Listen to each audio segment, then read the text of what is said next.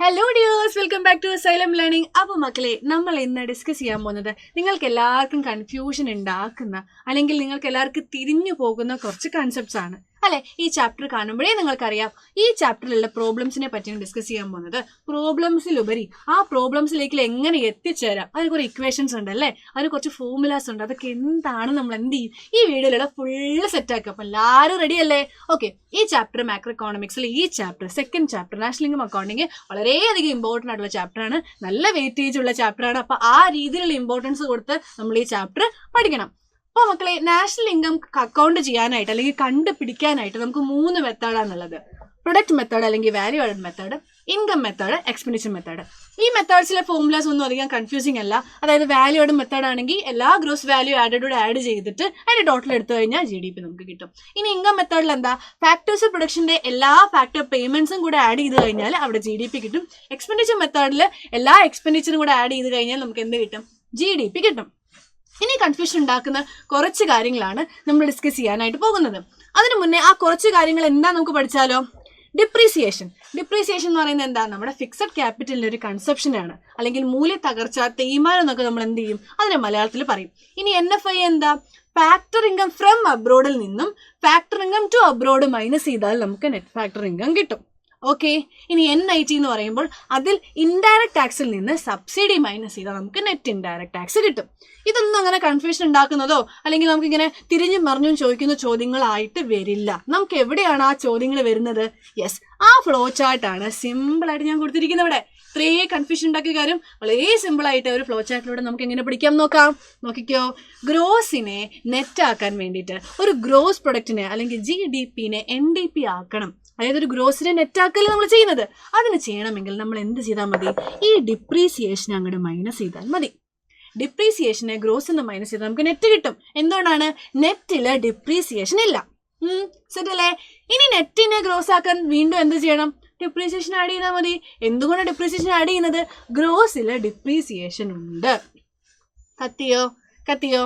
അതായത് സിംപ്ലി ഒന്നുമില്ല. നോക്കിക്കോ, ഗ്രോസില് എന്തുണ്ട്, ഡിപ്രീസിയേഷൻ ഉണ്ട്, ആഡ് ചെയ്യണം.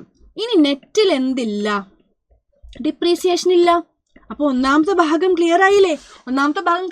ക്ലിയർ ആയില്ലേ? ഡിപ്രീസിയേഷൻ ആരാണുള്ളത്, നെറ്റിലാണ് ഡിപ്രീസിയേഷൻ ഉള്ളത്, ഗ്രോസിലാണ് ഡിപ്രീസിയേഷൻ ഉള്ളത് എന്നുള്ളത് കൺഫ്യൂഷൻ മാറിയില്ലേ?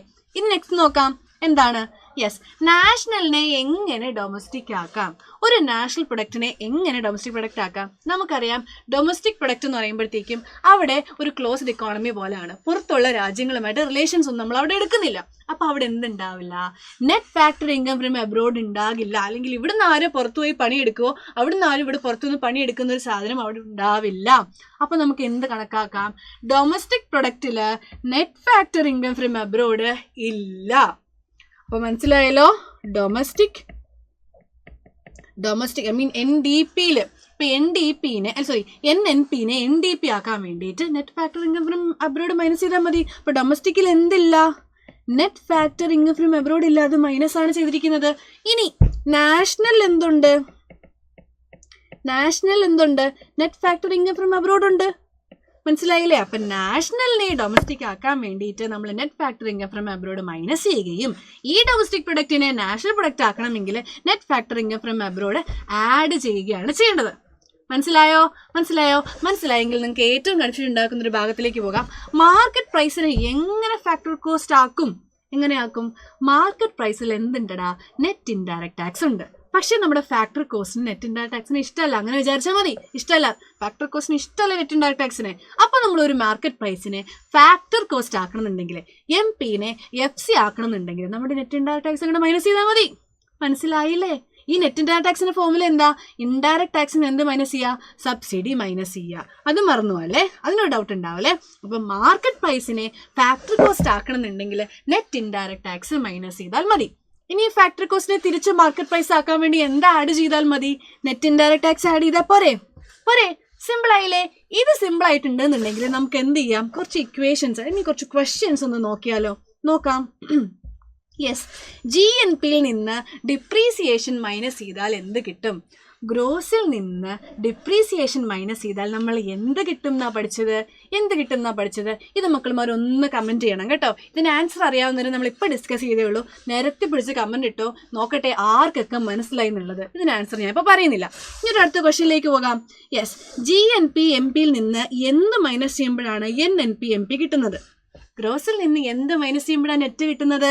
ഡിപ്രീസിയേഷൻ അല്ലേ? ഡിപ്രീസിയേഷൻ ആണ്. ഓക്കെ, ഇനി NNP/MP-യിൽ നിന്ന് എന്ത് മൈനസ് ചെയ്യുമ്പോഴാണ് NNP/FC കിട്ടുന്നത്? MP-യിൽ നിന്ന് എന്ത് മൈനസ് ചെയ്യുമ്പോഴാണ്? കാരണം ഇവിടെ എല്ലാം സെയിം ആണ്. ഇനി MP-നെ FC നമ്മൾ നോക്കിയാൽ മതി. MP-യിൽ നിന്ന് എന്ത് മൈനസ് ചെയ്യുമ്പോഴേ FC കിട്ടുന്നത്? FC-യിൽ എന്തില്ലടാ? നെറ്റ് ഇൻഡയറക്റ്റ് ടാക്സ് ഇല്ലടാ. അപ്പം NIT ആണ് ഇവിടെ മൈനസ് ചെയ്യുന്നത്. മനസ്സിലായോ? ഇനി GDP/FC-ന്റെ കൂടെ എന്ത് കൂട്ടുമ്പോഴാണ് GDP/MP കിട്ടുന്നത്? MP-യിൽ എന്തുണ്ട്? നെറ്റ് ഇൻഡയറക്റ്റ് ടാക്സ് ഉണ്ട്. അപ്പോൾ FC-യുടെ കൂടെ നെറ്റ് ഇൻഡയറക്റ്റ് ടാക്സ് ആഡ് ചെയ്യുമ്പോഴാണ് GDP/MP കിട്ടുന്നത്. മേലത്തെ ക്വസ്റ്റ്യൻ നേരെ തിരിച്ച് താഴ്ത്തി ചോദിച്ചതാണ്. സിമ്പിൾ ക്വസ്റ്റ്യൻ അല്ലേ? ഇനി അതേപോലെ GDP-യുടെ കൂടെ എന്ത് ആഡ് ചെയ്യുമ്പോഴാണ് GNP ആവുന്നത്? ഇവിടെ ഡൊമസ്റ്റിക് ആണ്, അത് നാഷണൽ ആക്കാൻ വേണ്ടി ഡൊമസ്റ്റിക്കിനെ നാഷണൽ ആക്കാൻ നമ്മൾ എന്താ ആഡ് ചെയ്താൽ മതി? മിസ്സേ, net factor income from abroad add ചെയ്താൽ മതി. ഈസി കിട്ടി. Net factor income from abroad add ചെയ്താൽ മതി. സെറ്റായില്ലേ? മനസ്സിലായില്ലേ? ഇനി നോക്കിക്കോ, നമുക്കൊന്നൊരു ചോദ്യം ചെയ്യാം. യെസ്, കാൽക്കുലേറ്റ് ഡിപ്രീസിയേഷൻ കാൽക്കുലേറ്റ് ചെയ്യണം.